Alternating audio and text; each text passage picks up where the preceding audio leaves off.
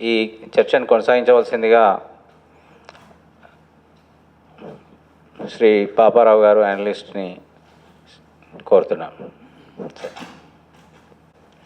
అంటే ఇక్కడ మీకు తెలియదేం కాదు, బడ్జెట్ అనగానే ఏంటంటే బడ్జెట్ ఎందుకు వేస్తామంటే ప్రయారిటీ కావాల్సిన కోరికలు చాలా ఉంటాయి.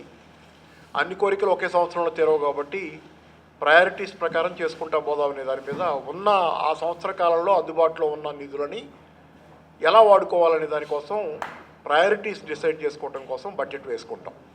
ఎందుకంటే మనకు కావాల్సినవన్నీ ఒక సంవత్సరంలో జరిగిపోవు కాబట్టి ఒక ప్లాన్డ్గా వెళ్ళటం కోసం. కాబట్టి బడ్జెట్ అనేది ఒక ఫ్లోలో భాగంగా చూడాలి. ఫ్లోలో భాగంగా అంటే అది ఒక్క సంవత్సరానికి ఆ సంవత్సరం వేసేసి ఊరుకునేది కాదు. మొత్తం స్టేట్ తాలూకు ప్రయారిటీస్ ఏంటి, ఆ ప్రయారిటీస్ని ఈ సంవత్సరం ఏ విధంగా మనం సాధించబోతున్నాం అనేది నెక్స్ట్ ఇయర్ మళ్ళీ ఇది ఒక మొత్తం చైన్ లాగా ఉండాలనేది ఒక లెక్క. బడ్జెట్ అనేది విడిగా స్టాండ్ ఎలోన్గా ఉండేటట్లయితే కనుక అది ఎఫెక్టివ్గా ఉండదు. రెండోది ఏంటంటే మీకు కనపడేది తెలంగాణకి ప్రయారిటీస్ ఏంటి అనేది మనందరికీ తెలిసిందే. నీళ్లు, నిధులు, నియామకాలు ఉద్యమం నుంచి వచ్చింది. అసలు అవసరాలు కూడా తెలంగాణకి సంబంధించినంతవరకు ప్రధానంగా ఎవరికి ఉండైనా నియామకాలు అయితే అందరికీ ఉండేవి. ఎవరు ఏ రాష్ట్రంలోనైనా నియామకాలు కావాల్సిందే, ఉద్యోగాలు కావాల్సింది. అయితే నీళ్లు తెలంగాణకి ప్రత్యేకమైనటువంటి సమస్యగా ఎత్తిపోతల ఇవన్నీ కావాల్సి రావటం, ఇవన్నీ తెలంగాణకు ఉన్న ప్రత్యేకమైనది. సరే, ఇక్కడ మీకు ఈ ప్రయారిటీస్లో గతంలో గవర్నమెంట్స్ ఎట్లా పోయినాయి ఏంటి అనేది మనకు కొంత అవగాహన ఉంది. అన్నీ ఒకేసారి ఫుల్ఫిల్ అవ్వవు. నేను అనేది ఏంటంటే ఇందాక మనం అనుకున్నట్లుగా చాలాసార్లు మొన్న అంటే నేను I'm not going to political agenda ఎక్కువ వెళ్ళను, కానీ జస్ట్ కొన్ని అయితే తప్పదు, అసలు మెన్షన్ చేయకుండా కుదరదు. మొన్న ఎలక్షన్లో మెయిన్గా వచ్చింది ఏంటంటే విద్యా వైద్య రంగాల్లో ప్రభుత్వం విజయవంతం కాలేదనేది ఒకటి ఆరోపణగా చేశారు. చేసినప్పుడు సరే, అది ట్రెడిషనల్గానే మనకు ఉన్నటువంటి ఉర్దూ మీడియము, ఇంగ్లీష్ మీడియం లేకపోవడం, ఆ బ్యాక్గ్రౌండ్ నుంచి రావటం, కొంత ఉట్టికెక్కలేని స్వర్గాలకి ఎక్కలేనట్లు కొంత టైం పట్టే ప్రాసెస్. ఎడ్యుకేషన్లో కూడా తెలంగాణలో గ్రోత్ రావటం అనేది టైం పట్టేది. దానికి నిధుల కేటాయింపు ఒకే సంవత్సరంలో అన్ని పనులు పూర్తిగా కావు కాబట్టి ప్రాజెక్టులు ఇత్యాది చేసుకుంటూ వచ్చినప్పుడు కొంత వెనకమాట పట్టిన మాట నిజమే. దాన్ని రాజకీయ అంశంగా మారిన తర్వాత అది ఇంకా రాజకీయ రంగంలో వేరే చర్చలకు వచ్చినాయి. సరే, ఏదేమైనా ఏంటంటే ఇందాక మన రమణమూర్తి గారు ఎవరైతే అంశాల్లో గణాంకాలు అసలు ఏం లేవు అనేది రియల్లీ దే ఆర్ మిస్సింగ్. కానీ ఒక హార్ట్ లాంటి ఒక కీలకమైన గుండెకాయ లాంటి ఒక గణాంకం మాత్రం మన బడ్జెట్ ముందే చెప్పారు. 71,000 కోట్ల రూపాయల మేరకు మేము ఖర్చు పెట్టలేకపోయాం. ఈ బడ్జెట్లో 71,000 కోట్ల రూపాయల మేరకు మేము ఖర్చు పెట్టలేకపోయామని చెప్పారు. అంటే దెన్ వాట్? బడ్జెట్ సైజ్ ఎంత? 2,91,000 కోట్ల చిల్లర ఏదో ఉంది. 2,91,195 కోట్లు. అంటే సుమారుగా మీకు 2,20,000 కోట్లు మాత్రమే ఖర్చు పెట్టామనేది వాళ్ళే చెప్పేశారు. దట్ ఈస్ అది త్రూ ద హార్సెస్ మౌత్. కాబట్టి ఆ గణాంకం ప్రకారం మనం చూసుకుంటే బడ్జెట్ తన టార్గెట్స్ని రీచ్ అవ్వలేకపోయింది అనేది మేజర్గా అక్కడి నుంచి డిస్కస్ చేసుకోవాలి. అయితే నేను అనేది ఏంటంటే బడ్జెట్ తన టార్గెట్స్ని రీచ్ అవ్వకపోవడంతో పాటుగా ఈ సంవత్సరం ఆదాయం గణనీయంగా తగ్గుతుంది. మీకు ఆదాయ గణాంకాలన్నీ ఏం చెబుతున్నాయి? మార్చి నెలలో జిఎస్టీ గణాంకాల ప్రకారం 0% గ్రోత్ జిఎస్టీలో. ఈ మార్చి నెలలో 0% ఎప్పుడూ లేదు. కోవిడ్ టైంలో ఉంది. కోవిడ్ టైంలో -9% ఉంది. ఆ తర్వాత ఎప్పుడు 2% మినిమం, అసలు 13% ఉంది, 10% ఉంది. ఇట్లా ఎప్పుడూ జిఎస్టీ అనేది జీరోకి రావడం లేదు. కోవిడ్ని ఎక్స్క్లూజివ్, అది వదిలేయండి. కాబట్టి ఏంటంటే మరి ఇట్లాంటి టైంలో మరి ఈ సంవత్సరం టార్గెట్స్ రీచ్ అవ్వని బడ్జెట్, అప్పుడు రియలిస్టిక్గా బడ్జెట్ ఉండటమంటే ఆ ఉన్న పరిమితుల్లో ఆదాయం కూడా తగ్గుతున్న కారణంతో జాగ్రత్తగా ఆలోచించి వేసుకుని ఉండాలేమో అని అనుకుంటున్నాను. ఇప్పుడు ఏమైంది? బడ్జెట్ 3,05,000 కోట్లు, 4,000 కోట్ల చిల్లర, 5,000 కోట్లు దాకా వేశారు. అంటే మీకు పోయిన సంవత్సరం బడ్జెట్లోనే ఒక 71,000 కోట్లు ఖర్చు పెట్టలేకపోయాం, ఫెయిల్యూర్. అది ఆదాయం తగ్గుతుంది రెండో పక్కన. ఇప్పుడు కొత్తగా ఆదాయ వనరుల సమీకరణ గురించి చర్చ ఈ బడ్జెట్లో లేదు. ఆదాయం ఎలా వస్తుందనే చర్చ కూడా లేదు ఈ బడ్జెట్లో. గతంలో నేను చూసేవాడిని, ఈటెల రాజేందర్ గారు వీళ్ళు బడ్జెట్లు వేసిన క్రమంలో టీఆర్ఎస్లో వాళ్ళు ఉన్నప్పుడు అది వాళ్ళు పదే రియల్ ఎస్టేట్లో ఆదాయం వస్తనేది నేను గుర్తున్నా ఇప్పుడు. ఎందుకంటే వాటి గురించి కొంచెం డిస్ప్యూట్ చేస్తుండేవాడిని నేను. కానీ నిజంగా జరిగింది. అది ఎట్లా జరిగినాయండి, అది ఇంటర్నేషనల్ రీజన్స్ అవనియండి. కానీ రియల్ ఎస్టేట్ అయితే మాత్రం బాగానే they picked up, made money. ఇట్లా ఉండేది. ఈ బడ్జెట్లో ఆ చర్చ కూడా లేదు. ఆదాయం ఎలా వస్తుందని చర్చ లేకుండానే మళ్ళీ అంకె మాత్రం 3,05,000 ఉంది.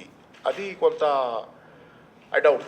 ఎందుకంటే ఆదాయం పడిపోతుంది. ఇన్ఫ్యాక్ట్ ఆదాయం పడిపోతుంది. తర్వాత ఇంకోటి ఏంటంటే తెలంగాణ గురించి వస్తే కనుక తెలంగాణ కాదు, ఎక్కడైనా సరే నాకు నచ్చిన ప్రయారిటీ ఇక్కడ ఏంటంటే, సరే ప్రాజెక్టులు వాటి గురించిన వివాదాలు జోలికి పోను కానీ నేను ఇక్కడ నా నచ్చిన ప్రయారిటీ ఏంటంటే, ఎక్కడైనా సరే నేను దేశానికి మొత్తానికి కూడా నాకున్నటువంటి ఆలోచన ఏంటంటే, నేను చాలాసార్లు మాట్లాడేది ఏంటంటే, అగ్రికల్చర్ ఈజ్ ద ప్రయారిటీ దేశానికి. మన మ్యానుఫ్యాక్చరింగ్ సెక్టర్లో మనకు అవకాశాలు లేవు. మ్యానుఫ్యాక్చరింగ్ సెక్టర్లో ఎందుకు అవకాశాలు లేవంటే విదేశాల్లో డిమాండ్ లేదు, దేశీయంగా కూడా ప్రజల కొనుగోలు శక్తి లేదు. కాబట్టి ఇక్కడ పరిశ్రమ అనేది పెట్టడానికి ఇన్వెస్ట్మెంట్స్కి ఆస్కారం తక్కువ ఉంటుంది. డిమాండ్ లేనప్పుడు ఎవరు వచ్చి పెట్టుబడి పెట్టరు. కాబట్టి అదొకటి. కాకపోతే ఇక్కడ డిమాండ్ క్రియేషనే మేజర్ థింగ్. దానికి అగ్రికల్చర్లో మేజర్ స్కోప్ ఉంది. మీకు అగ్రికల్చర్ మీద తెలంగాణ అగ్రికల్చర్లో చాలా ఆరోపణలు ఉన్నాయి, కానీ నాకు ఆరోపణల్లో నాకు పసలేదు అనిపిస్తుంది. ఏంటంటే కాళేశ్వరం విద్యుత్ ఖర్చు ఎక్కువ కాళేశ్వరం నుంచి వచ్చిన రిజల్ట్ కంటే అనేది. అంటే మీరు కాస్ట్ బెనిఫిట్ అనాలిసిస్ చేస్తున్నారు దాని దగ్గర. But I don't agree with that. దాని విషయంలో నాకు అగ్రిమెంట్ లేదు. ఎందుకంటే నేను చూస్తున్నాను, చైనాను చూశాను. చైనా గురించి ఆ మధ్య నేను చదువుతున్నప్పుడు చైనా వాళ్ళు బాగా క్యాష్ క్రాప్స్గా ఉన్న బాగా పండుతున్న పంటలను పక్కన పెట్టి they are going for food crops. Cash క్రాప్స్లో డబ్బులు బాగా వస్తాయి, but they are not going for అది వాళ్ళ overall strategic priority of the country. Food crops వేసుకోవడం, ఈరోజు ఫుడ్ నిల్వలు ఎక్కువ పెట్టుకుంటున్నారు వాళ్ళు, అది ఓవరాల్. అందుకని ఏంటంటే వాళ్ళకి అది నష్టమే. వాళ్ళు క్యాష్ క్రాప్ నుంచి ఫుడ్ క్రాప్కి మరలితే అది ఆర్థికంగా నష్టమే. ఆర్థికంగా నష్టమైన ప్రతిదీ డజంట్ మేక్ సెన్స్ అనుకోవడం పొరపాటు. ఆర్థికంగా డబ్బులు క్యాష్ వీ మింట్, మనం డబ్బులు ముద్రేస్తాం కానీ ఆహారాన్ని ముద్రేయలేం. కాబట్టి అక్కడి నుంచి చూసుకునేటట్లయితే గ్రామీణ ప్రాంతాల్లో మీకు ఏంటంటే, ఇప్పుడు మీరు కాళేశ్వరం విద్యుత్ ఖర్చు ఎక్కువైనా దాని ద్వారా జనాలకి వచ్చిన బెనిఫిట్ ఎక్కడుందంటే పంట బాగా పండటం. మీ రికార్డు స్థాయిలో పంట అనేది 3 కోట్ల ఇదేదో ఉంది మెట్రిక్ టన్నుల దాకా తెలంగాణ పంజాబ్తో పోటాపోటీగా. దాంతో ఏమవుతుంది, మీకు గ్రామీణ ప్రాంతాల్లో ఆదాయాలు పెరుగుతున్నాయి. ఆదాయాలు పెరిగినప్పుడు మీకు ఓవరాల్గా నా లాజిక్ ఇదే, చాలా సంవత్సరాల నుంచి నేను లాజిక్ ముందు పెడుతుంది కూడా ఏంటంటే, మీరు భారతదేశంలో డిమాండ్ క్రియేట్ చేయదలుచుకుంటే, భారతదేశాన్ని దానిగా కాళ్ళ మీద నిలబెట్టదలుచుకుంటే వ్యవసాయం నుంచి బిగించేయండి. ఇక్కడ అదే అవకాశం.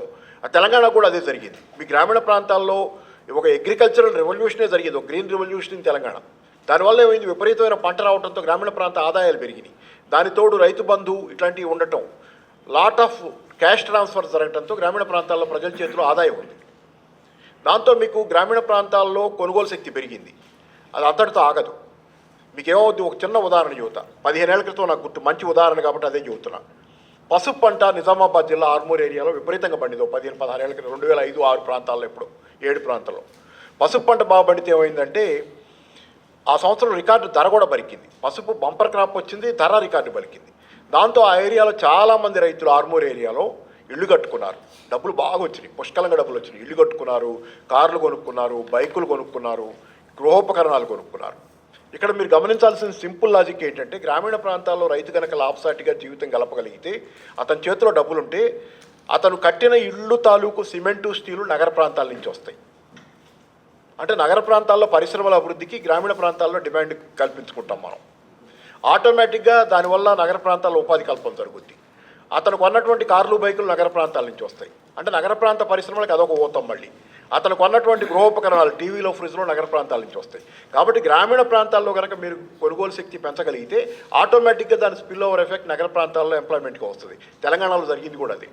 గ్రామీణ ప్రాంతాల్లో కొనుగోలు శక్తి క్యాష్ ట్రాన్స్ఫర్స్ ద్వారా కానీ, వ్యవసాయం బాగా డెవలప్ అవటం కానీ జరిగితే అది అన్ని రంగాల్లో విపరీతంగా అన్ని స్పిల్ ఓవర్ ఎఫెక్ట్గా మిగతా అన్ని రంగాల నుంచి కూడా వచ్చింది. దీన్ని మీరు అక్కడ విద్యుత్తుకు పెట్టిన ఖర్చుతో పోల్చుకుంటే ఇది చాలా ఎక్కువ, మనకి రిటర్న్స్ ఎక్కువ ఉన్నాయి. మీరు డైరెక్ట్గా పెట్టిన ఖర్చు ఎంత రిటర్న్ లెక్కేస్తే మీకు కనపడదు. ఓవరాల్గా సెకండరీ ఎఫెక్ట్స్ కూడా లెక్కేస్తే కనుక తెలంగాణలో ఈ రకమైన ఫలితాలు చాలా వచ్చినాయి. అందుకే తెలంగాణ చాలా తొందరలో ఇంత అవడానికి ఏంటంటే, భారతదేశం అంతా ఈ నమూనాను చాలామంది ఫాలో అవట్లా. వ్యవసాయాన్ని నెగ్లెక్ట్ చేసి మిగతా వాటి మీద ఫోకస్ పెడుతున్నారు. తెలంగాణలో వ్యవసాయం మీద ఫోకస్ పెట్టింది, ఈ రిజల్ట్స్ ఇచ్చింది. అంత ప్రాస్పరస్గా అవడానికి, తెలంగాణ జీడిపిలో పర్ క్యాపిటల్లో తెలంగాణ నెంబర్ 1గా అవడానికి, జిఎస్డిపిలో అంత వేగంగా అభివృద్ధి చెందడానికి అన్నిటి కారణాలు ఏంటంటే గ్రామీణ ప్రాంతాల నుంచి ఫోకస్ అక్కడి నుంచి బిగిన్ అవటం. సో తర్వాత ఎటుకుడి మనకు తెలిసిందే ఎస్ఓటీఆర్ కూడా అంటే రమణమూర్తి గారికి అందించిన సొంత ఆదాయ వనరులు పెంచుకోవాలంటే దగ్గర తెలంగాణ దేశంలో సొంత ఆదాయ వనరుల్లో నెంబర్ 2. అంటే కేంద్రానికి వెళ్ళి ఇక్కడి నుంచి ఆ పన్నుల డబ్బు కేంద్రానికి వెళ్ళుద్ది రాష్ట్రాల నుంచి. దాని నుంచి కొంత మళ్ళీ వెనక్కి వస్తుంది, మన వాటా మనకు వస్తుంది. అట్లా కాకుండా తెలంగాణలోనే సొంతగా జనరేట్ అయ్యే, కేంద్రంతో నిమిత్తం లేకుండా దానికి అదిగా జనరేట్ అయ్యే ఆదాయ వనరు 84 రూపాయలు సుమారు నాకు గుర్తున్నంతలో ఆ పైనే ఉంది సొంతగా. అంటే 16 రూపాయలు మాత్రమే కేంద్రం నుంచి మనకు వస్తాయి. మనం ఖర్చు పెట్టే రూపాయిలో 100 పైసల్లో 84 పైసల దాకా తెలంగాణలో ఇక్కడికిక్కడ మనకు ఉన్నాయి. 16 పైసలే తెలంగాణ కేంద్రం నుంచి తెచ్చుకోవాలి. కాబట్టి తెలంగాణకి ఇప్పుడు కేంద్రంతో కొట్లాడే శక్తి కూడా మొదటి నుంచి ఎక్కువ. అది పెరుగుతూ వచ్చింది. మీరు సొంత ఆదాయ వనరు కూడా తెలంగాణ వచ్చినప్పటికి ఇప్పుడు చూస్తే చాలా బ్రహ్మాండంగా పెరుగుతూ వచ్చింది. సో ఇన్ని అంటే చాలా నెగటివ్స్తో బిగిన్ అయిన తెలంగాణ ఒక స్ట్రాటజిక్ ఇది నుంచే వెళ్ళింది. స్ట్రాటజిక్గానే ప్లాన్ చేసుకోవటం వల్లే ఈ మాత్రం. అందుకని ఏంటంటే బడ్జెట్ని నా మెయిన్ ఇది ఏంటంటే బడ్జెట్ని స్టాండ్ అలోన్ కూడా చూడకూడదు. బడ్జెట్ని ఈ సంవత్సరం వేసేసి కూర్చునేదిగా కాకుండా ఒక లాంగ్ టర్మ్ విజన్, ఆ లాంగ్ టర్మ్ విజన్ తెలంగాణకి సంబంధించినంత వరకు నీళ్లు నిధులు నియామకాలు, ఈ నీళ్లు నిధులు నియామకాలు దీనికి సంబంధించిన లాంగ్ టర్మ్ విజన్లో భాగంగా బడ్జెట్ని ఈ సంవత్సరం వేసే బడ్జెట్ చూడాలి. అలా కాకుండా ఈ మధ్యకాలంలో జరుగుతున్న పరిణామాలు అన్నిసార్లు గత కొంతకాలంగా రాజకీయాలు దానిలో చొరబడుతున్నాయి. ఈ బడ్జెట్లో కూడా ముందు నాకు కొంచెం నచ్చలు. అది ఎప్పుడు బడ్జెట్లో ఉండవాల. నేను బడ్జెట్ని విమర్శించడానికి కాదు, కానీ బడ్జెట్లో కూడా ప్రతిపక్షాల విమర్శతో 2వ పేజీలోనే ఎక్కడో ఫస్ట్ 2వ పాయింట్లోనే ఎక్కడో అది అవసరం లేదు. ఇప్పుడు ప్రతిపక్షాల పత్రిక గురించి ప్రస్తావన అవసరం లేదు. దాని బడ్జెట్లో అవసరం లేదు. మామూలుగా ఇటు కూడా రాజకీయ పార్టీలు రాజకీయ చర్చలు చేయాల్సిందే. కాబట్టి ఈ మధ్యకాలంలో రాజకీయాల డామినేషన్ పెరగడంతో దే ఆర్ ట్రయింగ్ టు ఇవన్నీ వస్తున్నాయి. కొంత పెడదూరంలో తెలంగాణలో పెరిగినాయి. కొంత తెలంగాణ భవిష్యత్తుకి ఏంటంటే దీనికంటే కూడా ప్రాక్టికల్గా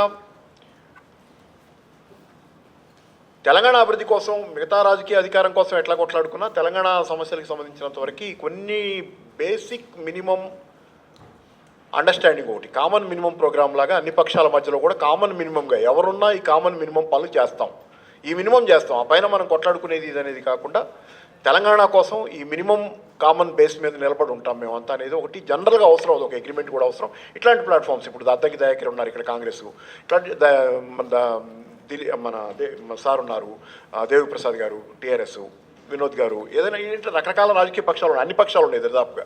కాబట్టి ఇట్లాంటి చోట తెలుసు ఏదైనా అన్ని పక్షాలు ఉన్నాయి దరిదాపుగా. వీళ్ళంతా కామన్గా ఇంతవరకే మనకి అగ్రిమెంట్ ఉంది. ఆ పైన రాజకీయాల అధికారం కోసం రాజకీయ ఎవరి ఎజెండా వాళ్ళకు ఉంటుంది.